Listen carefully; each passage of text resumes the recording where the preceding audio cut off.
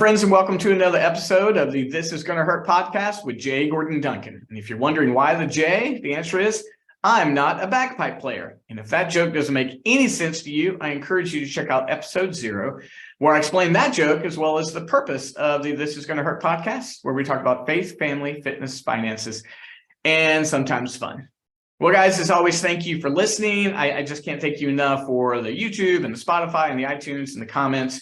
Every single week, you guys are faithful, and I appreciate it a ton. But this episode is a little bit different. If you're watching on YouTube, you can see I've got a bunch of guests, and this is the wonderful CACS community. I am honored each week to get together with these folks. We are a community of Christian authors and creators and illustrators, and we get together once a week. And we talk about the practicals of our creation. We talk about marketing. We talk about how to actually take the things that we've created and get them to the market. There's a wide range that we do here. It might even be considered a mastermind. But the wonderful thing is everybody you see here are just the best people in the world, incredibly supportive.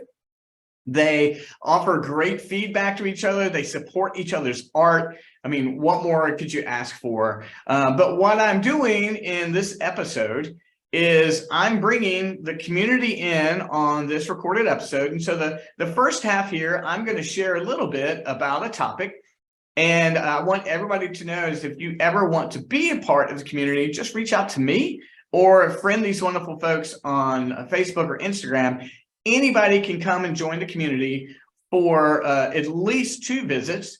And then we can talk to you about what it looks like. But everybody here, we have our Thursday mastermind. We also have a private community on a platform called Mighty Networks. And then we also do extra seminars and get-togethers and basically are just a wonderful group of community authors, creatives, illustrators. Again, the best folks. So what I'm going to do is today's topic is I want to share with everybody 3 things you can immediately do to increase your online presence. And what I'm going to do is I'm going to go through those 3 topics, 1, 2, 3. And then we're going to take questions at the end, if that's okay, because usually we take questions along the way. But since we're recording this for the podcast and trying to get it out, I wanted you guys to get a sense of what some of the content is. And then usually we'll just spend the back half just with questions and answers. So if you guys don't mind, let's just hop in 3 things. And I want this to be amazingly helpful and practical. I want you to be able to immediately take these 3 things, implement them, and then I want you to be able to grow your online presence. Now, the first one, guys, starts, it's mental. I believe that every good thing we accomplish starts in our creative mind. That makes sense. Everything. We had a wonderful conversation a minute ago about what we eat for breakfast. Honestly, we made that decision somewhere. We either made it when we went to the grocery store or we made it when we crawled out of bed. But everything we do begins with a mental commitment. Everything. If we choose to do nothing, we have chosen to do nothing. And so when we want to grow our online presence, we have to make a choice to do that. It does not happen accidentally. It would be wonderful. And we see the stories of people going viral. They post one thing and all of a sudden it takes blaze across the country and the world. That's wonderful, but that's even harder to do than winning the lottery. If we want, it's literally harder to do than winning the lottery. But people going viral is way easier to hear of than the person who won the lottery in your community. What I want us to do is I want us to make a commitment. And here is the commitment specifically. Because if we make specific commitments, we get specific results.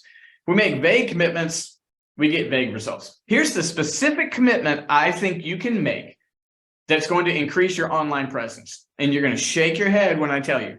But I'm telling you, do this and it works. If you want to grow your online presence, I want you to commit to vastly increasing the amount of content you put online. I mean, let's be honest, guys. If you want to be found online and you want to raise your social media presence, you have to make a commitment to give people more and more opportunities to find you. If we post sporadically, people are going to find us sporadically. If we have platforms that we haven't visited in weeks and months, we're either missing people interacting with us who might have left something, or we're just not engaging. But if we vastly increase, if we commit to putting out more content, across the platforms, then there is a better chance for us to be found. And right now, I'm not even talking about how we shape that content. I'm going to talk about that in points 2 and 3. I'm talking about making the commitment that I'm going to vastly increase the amount of content we put out there. Now, you guys know I own a marketing company, Capitalized Marketing, and you guys may know we put out a ton of content, over 200 pieces of content over the course of a month. And I'm telling you, I want to increase that number. Not just content for content's sake, but if what we're doing at Capitalize wants to be found, I've got to increase the opportunities for people to find me. I mean, I've got to be there. Like, when people make a commitment to a gym, I don't know if any of us have ever joined a gym before. If we go once a month, our results are going to be once a month results at a gym, which probably is we're going to get injured. If you go to the gym once a month, that's what's going to happen. You're just going to hurt yourself. If you go once a week, okay, we're a little bit on track. If you go 5 days a week, vastly different. Practically, it works the same way. If we want the results of being found online, anywhere, website, blog, social media, we have to commit to putting out more and more content because we have to be found. The typical number on Facebook is you're going to be seen by 12 to 14% of your friend group. I got 1,000 friends. The math is easy. Might be seen by 120 people, right? Might be. Well, the only way to increase that is more content and more interactivity. And so content is also you commenting and interacting with others. It's not always me posting and me posting. I mean, if you took an hour one day and you pulled up Facebook and you said, every single person and thing I see, I'm going to comment. Every single thing. Your interaction that day it would just explode. And you might say, well, I may not want to comment on that. Then don't follow that person. Only follow people you want to interact with or snooze them or something. And you're like, what's an ad? You can tell them, don't show me this. You can shape your feed. But if you took one day a week and for an hour, you said, I'm going to comment on every single thing I see, they would be commenting back. Your feed would be blowing up. And then that way, when you post, you're in that field, you're in that stream. Because you won't put out more content unless you make a commitment to put out that content. Ideally, if I use Facebook, sorry guys, I'd say 10 to 14 posts a week. I'd say at least daily, minimum 5 times a week. But that's just an example. But I would say make a commitment to putting out more content each and every day. But it begins with a commitment. Now, let's grab number 2. You've made the mental commitment. You made it. You're like, okay, I'm in. I am going to just blow up the social media world. Facebook, Instagram, LinkedIn, TikTok, Telegram, Be Real, wherever people are, I'm going to be there. Then what? Then we stare at our screen. And I will offer this. You've got to, this is point number 2. You've got to operate out of your strengths and your best. You've got to operate out of your talents and your gifts. What have you been gifted with? Personally, personality-wise, talents. Why would we do anything else? We should be talking about the things that we're passionate about, that we're gifted with, the things that enable us to create the art that we create. It only makes sense because people are going to begin to interact with you and they're going to be attracted to you. And what I recommend to my clients in our Capitalize Your Best program is only talk about 5 things. Maybe some of you guys have heard that from me before. Just pick 5 things. That's it. Never waver. That's building a brand. Just pick 5 things. My 5 things, you're going to hear me talk about marketing and business. That's 1. You know that I will be talking about coffee because I'm passionate about coffee. I'm going to talk about running. I'm going to talk about my family. And the 5th one is, mix in a little bit of pop culture. I like movies and music. But for the most part, that's it. 95% of what I talk about are those 5 things. And I don't stray. I've got opinions on everything, just like you guys. I have an opinion on politics. I've got opinion on my local school board. I've got opinions on my homeowners association. I'm not talking about any of that stuff because typically it's really hard for those comments to be positive. And my page is going to be upbeat and positive. At least my brand is. And so I'm operating out of my skill set. I'm skilled at marketing, just like you guys are gifted and skilled at certain areas. I'm a gifted runner. I love running. I'm passionate about coffee. I absolutely adore My Wife and Three Daughters. And I love a good movie or a good concert. I really do. That's it. I don't talk about it. When people see my page, they're never surprised when I talk about those things. But if all of a sudden I talked about, I don't know, if I started just going off and on about how weather people are wrong 60% of the time it's true.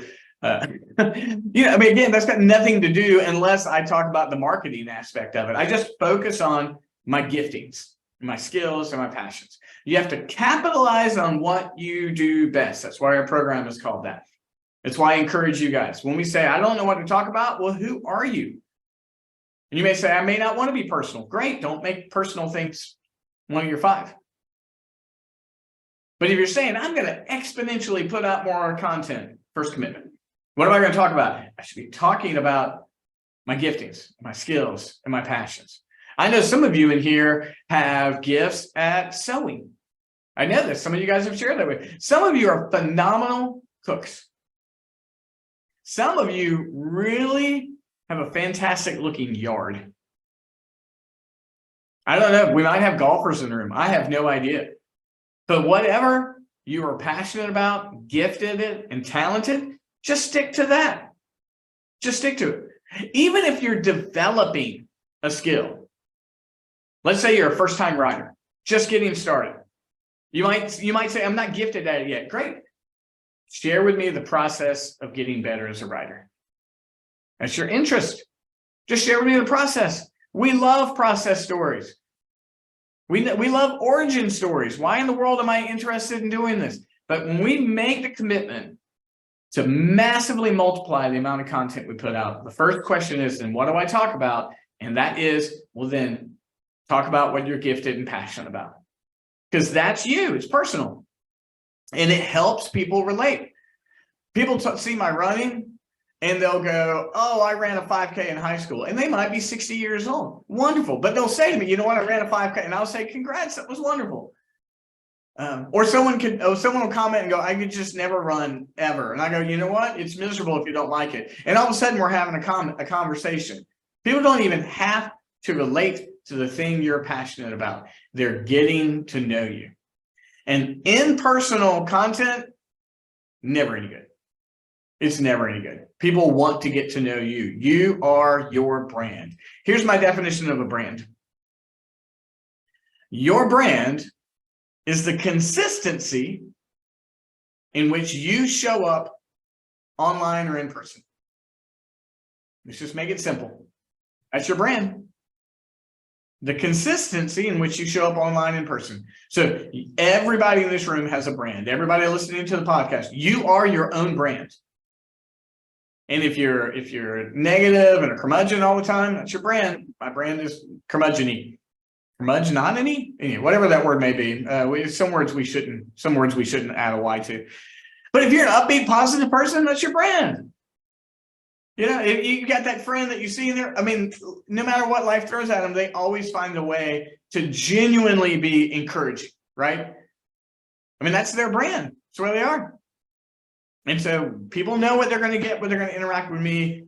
Your followers need to know what they're going to get when they follow you. So be consistent. All right, so those are our first two. So first one, make a commitment to massively increase your online presence. Number two, capitalize on what you do best. Share what you're gifted and you're passionate about. Number three, and I'm telling you, this one is so important. I'm confident we've talked about it here before, talked about it in seminars. It's massively important. You've got to target an ideal client or customer. You have to speak to someone specifically. I mean, just zero in.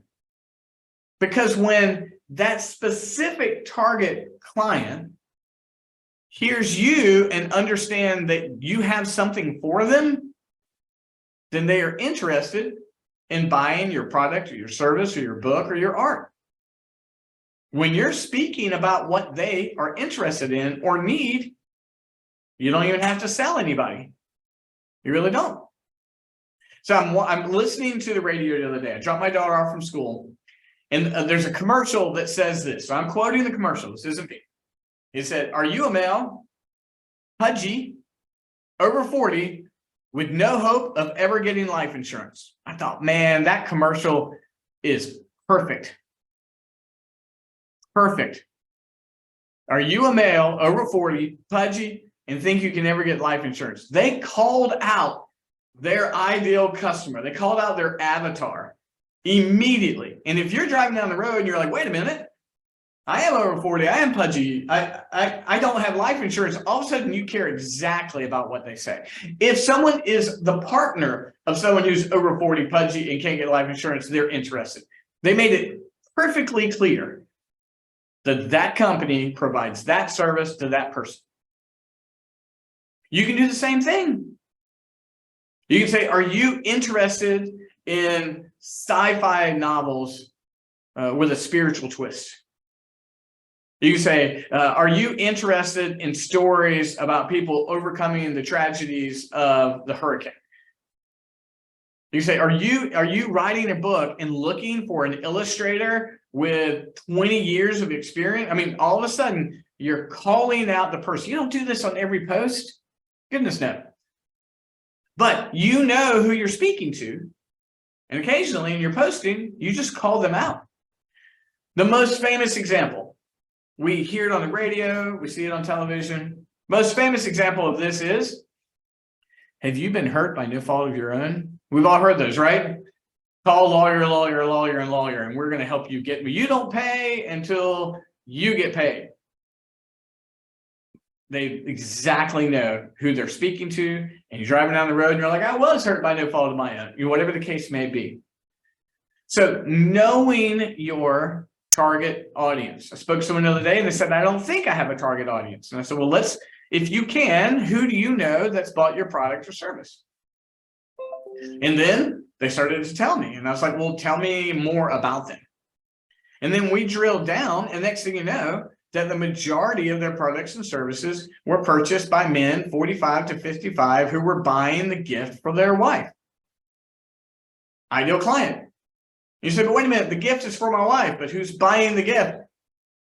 Who's buying the gift? Speak to the buyer of the gift. And I promise you, if the wife hears that commercial, she might go, hey, honey, I think I know what you can get me for my birthday. And so spending the time to identify who you're targeting. Now you might say, well, but I want a lot of people. Get it. You won't miss out on the broad audience if you speak to a specific audience. You won't. Because even in that commercial, it says, are you over 40, male, pudgy, and can't get life insurance? I bet that there are women out there who go, wonder if they can help women as well. Or you might say, hey, do you like sci-fi with a spiritual twist? My folks go, well, I like sci-fi, but I haven't really given anything with a spiritual twist a try in a while. Like you begin to gather in folks from the periphery. I've got a friend and she has a program that helps parents of autistic children, helping those parents reclaim their lives. And then she got reached out to by folks with children with other conditions and said, but can you help me too? Zeroed in on a target, still got the outer circle. So guys, those are quick. Now, those are 3 quick tips. It takes a lot to implement it. I'm going to be honest with you. It takes a lot of work to do what I've told you, but those 3 things will specifically help you. So first, what you want to do is you want to make a commitment to massive amounts more content. Two, you want to make sure that in that content, you're speaking from what is your best, your gifting, your talents, your passions, your creative brand. And then three, you want to make sure you're speaking to a target audience, that you've got a person in mind when you create content in any platform, and that will get them to them. So guys, for everybody listening online and the podcast or YouTube, I want to say thank you so much. What we're going to do is we're going to shut the podcast down now, and then our group's going to go into a great Q&A. We have a wonderful Q&A every single week, but I wanted to make sure the broader audience met the CACS community. They're fantastic. If you're interested in visiting, just reach out to me and then we'll give you a pass. We'll give you a visit, and we'd love for you to be part of our Thursday mastermind. So guys, again, thanks so much for listening, and I look forward to talking to you again next week. Thanks so much. Bye-bye.